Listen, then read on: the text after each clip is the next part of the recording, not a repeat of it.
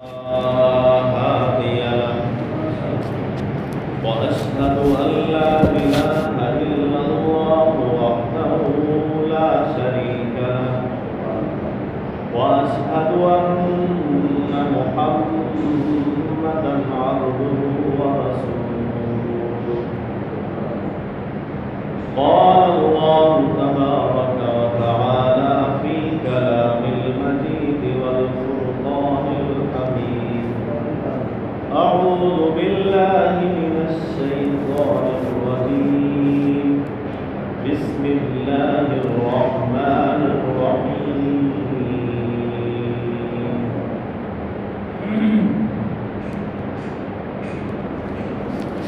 الطلاق مرتان فإمساك بمعروف أو تسريح بإحسان.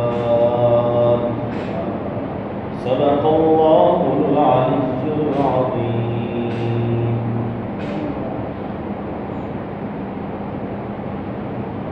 اللهم صل على محمد وعلى آل محمد كما صليت على إبراهيم وعلى آل إبراهيم وعلى آل إبراهيم إنك حميد مجيد.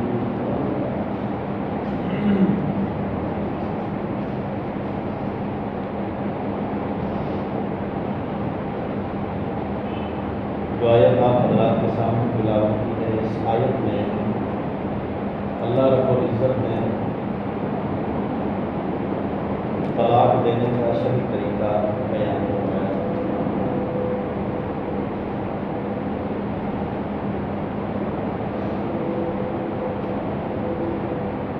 کیونکہ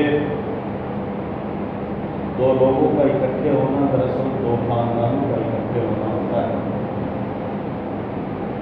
فرد اپنی ذاتی حیثیت میں کچھ بھی نہیں ہوتا، بلکہ وہ اجتماعی زندگی گزار رہا ہوتا ہے۔ اس ایک فرد سے جڑا پورا معاشرہ ہوتا ہے، پورا خاندان اور پورا قبیلہ ہوتا ہے۔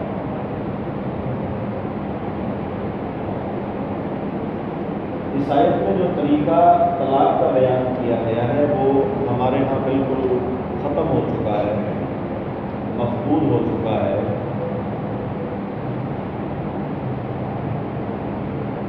جس طرح باقی کاموں میں ہم بدعات کے مرتکب ہیں، اسی طرح طلاق دینے کے معاملے میں بھی ہم بدعات کے مرتکب ہیں۔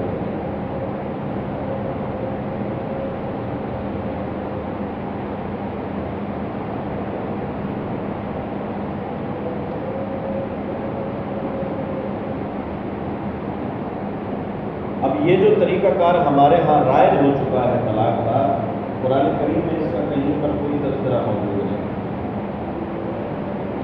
بلکہ احادیث میں اس سے منع کیا گیا ہے۔ قرآن کریم نے تو ایمان والوں کو طریقہ سمجھایا ہے، بتایا ہے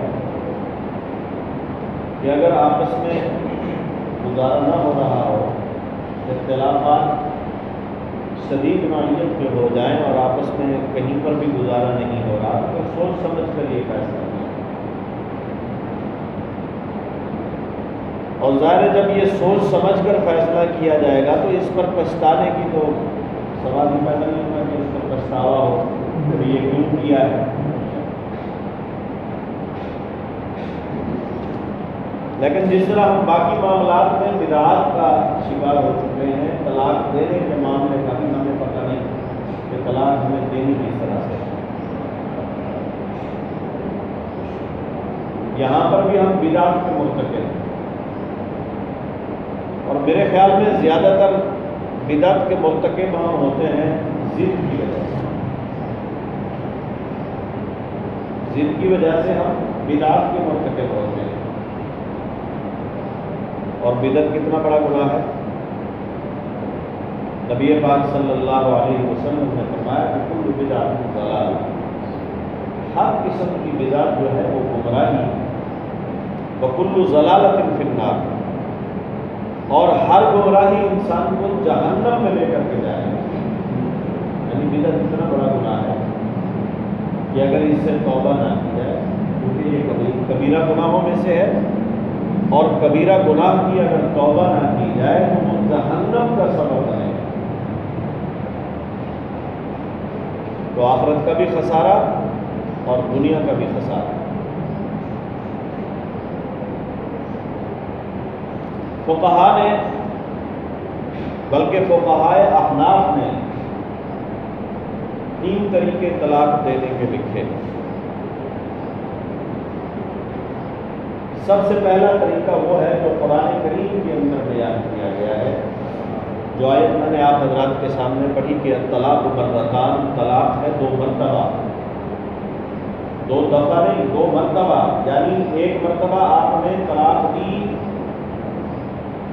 پوری طرح سوچنے اور سمجھنے کے بعد، پہلی دفعہ آپ نے طلاق دی پوری طرح سوچنے اور سمجھنے کے بعد۔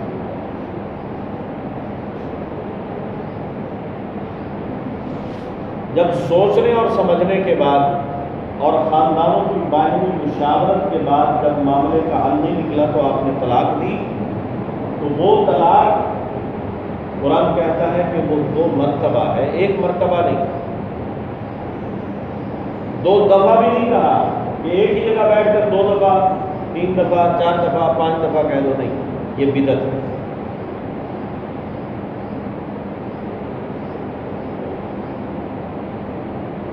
ہمارے ہاں عام طور پر لوگ اس بارے میں کبھی سوچتے نہیں کہ 3 4 طلاقیں اکٹھی دے دیتے ہیں، ایک ہی دفعہ بیٹھ کر کے، یعنی کہ 1 مرتبہ جس طرح قرآن نے کہا کہ طلاق مرتان، اب یہ مرتان لفظ خاص ہے، اور لفظ خاص کی تعریف یہ ہوتی ہے کہ جس میں کمی بیشی نہ ہو سکے، اس میں کمی بھی نہیں ہو سکتی، زیادتی بھی نہیں ہو سکتی، یہ لفظ خاص ہے، یعنی مرتن بعد مرتن، 1 مرتبہ آپ نے طلاق دی، پھر اس کے بعد جب 1 مہینہ گزرا، حیض گزر چکا، عورت پاکیزگی کی حالت میں ہے، تب آپ اسے دوسرے مہینے دوسری طلاق دیتے ہیں، اسے کہا جاتا ہے الطلاق مرتان۔ پہلی بھی آپ نے سوچ سمجھ کر دی ہے، اور پھر 1 مہینہ آپ کو جو مہلت کا ملا ہے اس میں آپ نے اس سے رجوع نہیں کیا، یعنی گویا کہ آپ نے پہلی طلاق سوچ سمجھ کر دی تھی، اس لیے رجوع کی نوبت نہیں آئی۔ اب جب دوسرا وقت آ گیا تو جیسے ہی وہ عورت پاک ہوگی، ایام الحیض سے پاک ہوگی، تو اسے دوسری طلاق آپ دیں یا نہ دیں، دونوں صورتوں کے اندر طلاق ہو، کیونکہ آپ نے رجوع نہیں کیا۔ یہ 1 مہینہ رجوع کا وقت تھا، جب آپ نے رجوع نہیں کیا تو طلاق ہو گئی۔ اب پہلی جو طلاق دی ہے وہ بھی حالت طہر کے اندر، پاکیزگی کے ایام کے اندر دی ہے۔ ظاہر جب سوچے سمجھیں گے اس معاملے میں تو پھر ہی پاکیزگی کی حالت میں طلاق دیں گے۔ اگر غصے کی حالت میں دفعتاً اچانک طلاق دی تو پھر تو ظاہر ہے اس میں آپ کو سوچنے کا موقع نہیں ملے گا، سمجھنے کا موقع نہیں ملے گا۔ تو اس لیے کہا کہ پہلے سوچ سمجھ کے پہلے تھا، پھر اس کے بعد آپ کے پاس ایک رجوع کا وقت ہے، 1 مہینے تک آپ اس سے رجوع کر سکتے ہیں، بغیر کسی نکاح، بغیر کسی برادری کو بلائے، بغیر کسی کو بتائے، میاں بیوی آپس میں ہی رجوع کر سکتے ہیں، کسی کو بتانے کی ضرورت نہیں۔ لیکن اب جب یہ دوسری طلاق ہو گئی، یعنی آپ نے رجوع نہیں کیا، 1 مہینہ گزر گیا، جب دوسری طلاق ہو گئی تو پھر اس کے بعد اللہ رب العزت فرماتے ہیں فَإِمْسَاكٌ بِمَعْرُوفٍ أَوْ تَسْرِيحٌ بِإِحْسَانٍ۔ فَإِمْسَاكٌ بِمَعْرُوفٍ، اب 2 طلاقیں ہو جانے کے بعد یا تو آپ اسے روک لیں، یعنی یہ اب آپ کے پاس دوسری طلاق کے بعد آخری موقع ہے، پہلی طلاق کے بعد آپ کے پاس 2 موقع ہیں، دوسری طلاق دے دینے کے بعد آپ کے پاس آخری موقع بچا۔ اب اس موقع کے اندر اللہ رب العزت فرماتے ہیں فَإِمْسَاكٌ بِمَعْرُوفٍ، یا تو اسے روک لو، او تسریح بِإِحْسَان، یا پھر عزم مصمم کر چکے ہو، اچھی طرح سوچ چکے ہو باہمی تنازع حل نہیں ہوا اور رنجش ویسی کہ ویسے موجود ہے، حالات جو کہ دو ہیں، تو پھر اس کے بعد تصریح باحسان، پھر آپ اسے چھوڑ دیں لیکن احسان کریں۔ اب یہ احسان کیا ہے؟ اللہ رب العزت فرماتے ہیں وَإِنْ أَرَدْتُمُ اسْتِبْدَالَ زَوْجٍ مَكَانَ زَوْجٍ، ایک بیوی کی جگہ آپ دوسری بیوی لاتے ہیں، یعنی ایک کو چھوڑتے ہیں دوسری شادی کرتے ہیں۔ استبدال زوج، مکان زوج، تو آپ نے اسے جو کچھ بھی دیا ہوا ہے، اب ظاہر ہے اس نے آپ کے ساتھ زندگی گزاری ہے، 2 سال گزارے ہیں، 10 سال گزارے ہیں، 20 سال گزارے ہیں، جو بھی زندگی گزاری،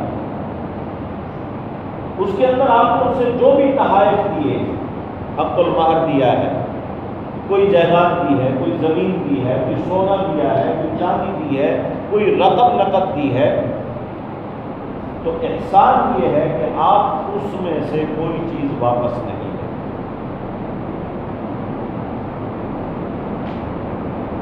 یعنی یہ نہیں کہ آپ اسے طلاق دے رہے ہیں، اس سے تعلق ختم کر رہے ہیں، تو پھر آپ جو کچھ بھی آپ نے اسے دیا ہے وہ سارے کے سارے اسے واپس مانگنا شروع کر دیں۔ ہمارے ہاں تو یہ صورتحال لڑائی میں پیدا ہوتی ہے، طلاق تو ہوتی ہے لڑائی کے اندر۔ عام طور پر ہم نے کبھی سوچ سمجھ کر زندگی کا فیصلہ کیا ہی نہیں،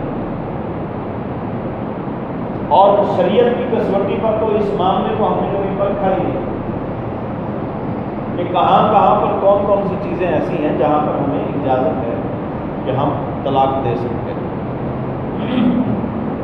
وہاں پر اس کسوٹی پر ہم نے اسے پرکھا ہی نہیں کبھی، اس کے متعلق سوچا ہی نہیں۔ جب بھی طلاق دینی ہے تو گناہ کبیرہ کے مرتکب ہو کر کے دینی، یعنی بدعت ہی کرنی ہے۔ ایک ہی دفعہ بیٹھ کر 3 دفعہ بیٹھ گیا، 4 دفعہ بیٹھ گیا، 5 دفعہ بیٹھ گیا۔ قرآن کریم یہ طریقہ نہیں بتاتا۔ قرآن کریم کہتا ہے طلاق مرتان، طلاق 2 مرتبہ ہے، 2 دفعہ نہیں، 2 مرتبہ۔ اور مرتان لفظ خاص ہے، میں پہلے بتا چکا ہوں، لفظ خاص کی تعریف یہ ہوتی ہے جس میں کمی بھی نہ ہو سکے اور زیادتی بھی نہ ہو سکے۔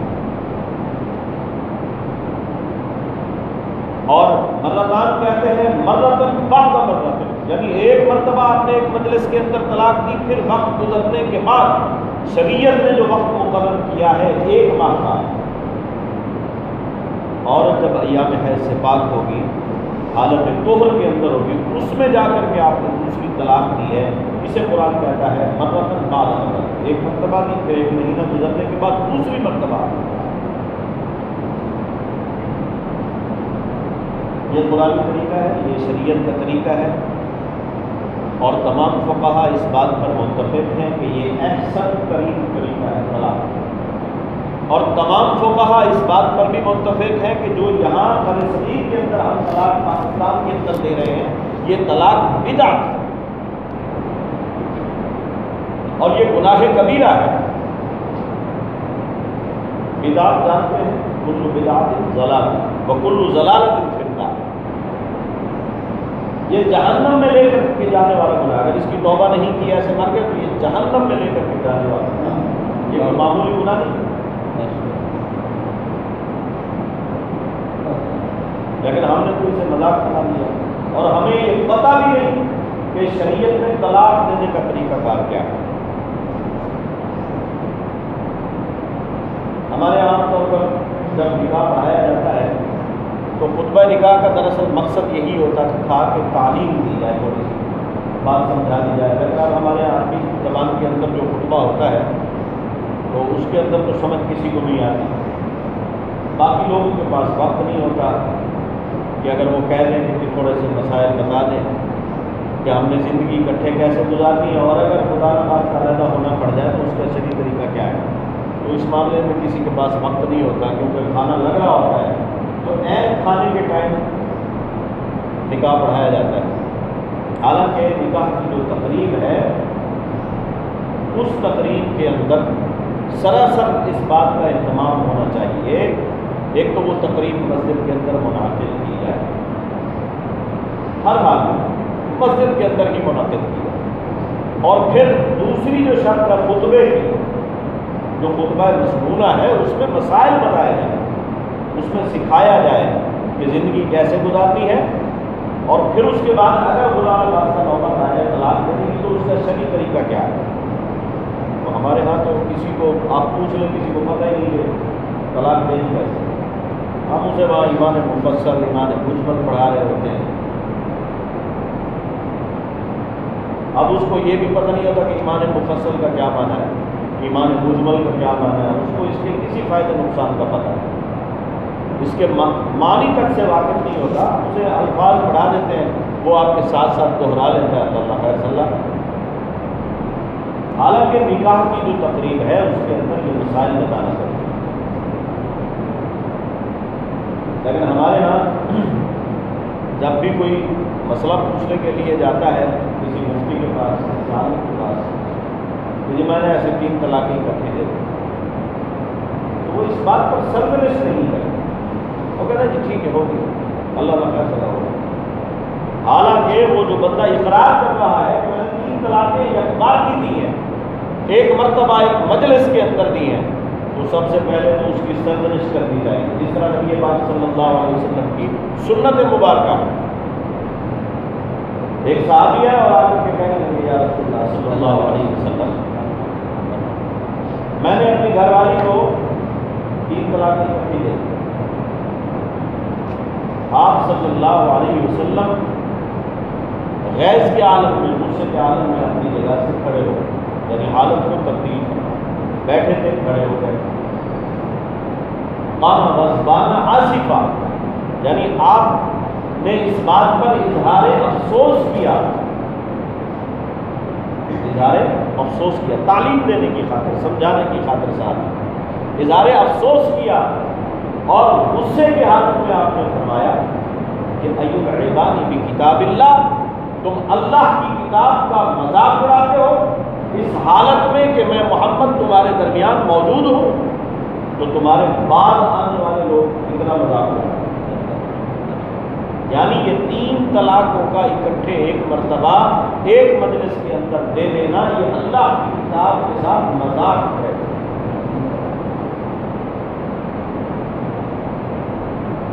یعنی آپ نے قرآن کے اس حکم کو اہمیت ہی نہیں دی، سرے سے آپ نے اہمیت نہیں دی، حالانکہ اس میں سراسر ہمارا ہی فائدہ ہے، سراسر ہمارا فائدہ ہے۔